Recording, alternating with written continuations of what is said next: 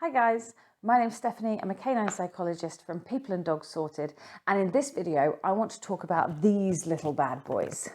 These are called lick mats. I want to talk about these because, quite frankly, when I first was introduced to the concept of lick mats, I thought these were a pointless waste of materials and money. But I changed my mind. So in this video, I'm going to talk about why I changed my mind and how these things can be really, really fabulous items. Roll the titles.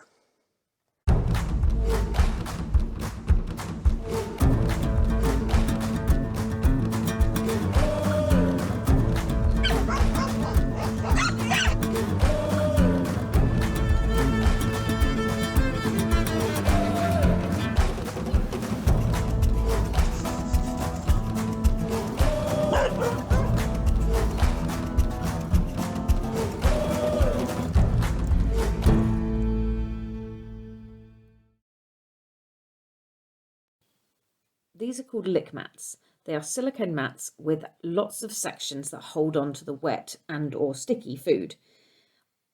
I've been told great things about these, though honestly I saw them as being a complete waste of money.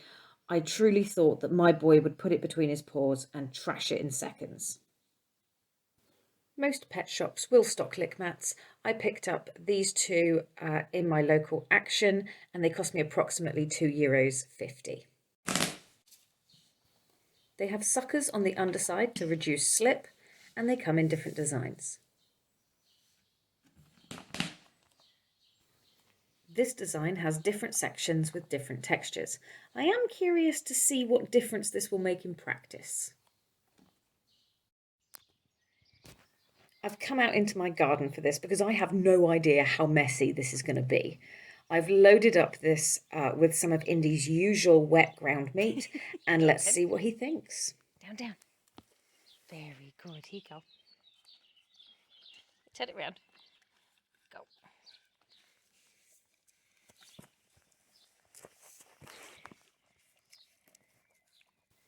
He seems to be making short work of the middle section. I wonder if the different textures will be different.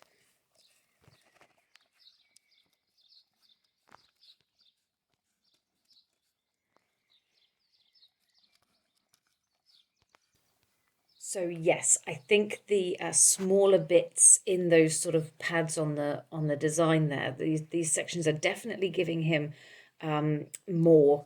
He's having to work a little bit harder to get there. I like this. I'm also very pleased with the fact that it's not as messy as I thought it was going to be. I half expected all of this wet food to kind of get flown everywhere.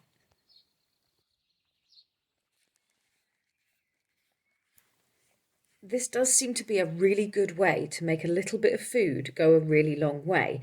I think if I'd have put this into something else, I think he would have got it out very, very quickly, eaten all of the food, and I think this is a really good way of stretching an activity with only a small amount of food. So let me just tell you a little bit about why I changed my mind on these things.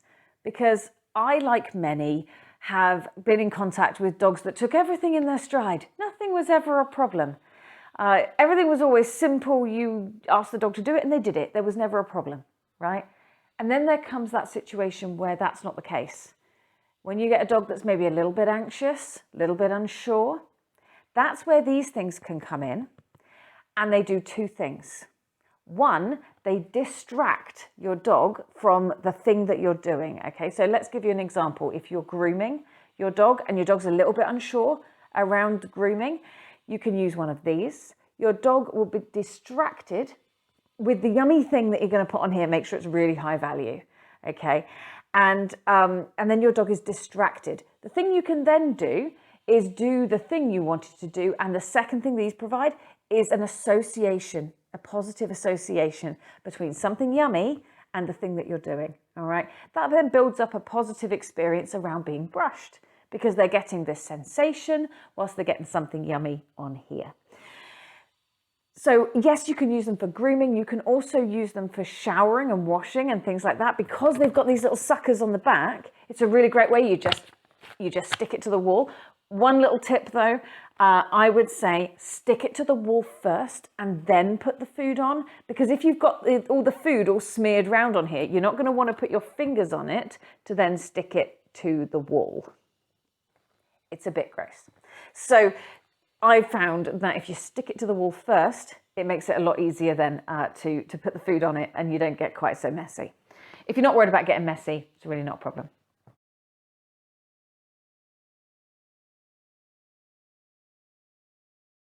So these things are also useful for a dog that is on cage rest. Okay, if you've had your dog go through an operation, maybe been spayed or neutered, or had an operation where they are at risk, if they move around too much, they might be at risk of popping stitches and things like that.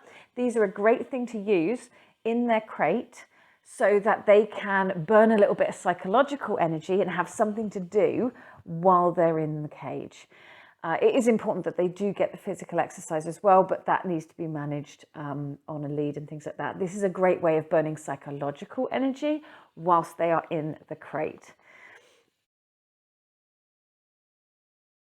And again, on those days where you can't get outside, maybe it's stormy and it's horrible, it's blowing a gale, it's pouring with rain, you've got a dog that doesn't like rain, you know, then these things can be quite useful. Again, I use them for Indy on hot days.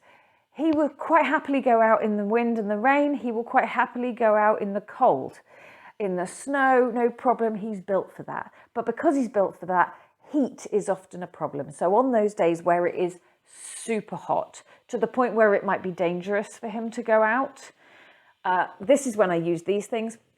All I will say is that if you're using something like this on a regular basis, it's a really good idea to reduce the amount of food that you give them in meal times so that they are then not being overfed by using these types of toys and activities. Guys, I hope this video has been helpful for you and given you an insight into when these things can be best used.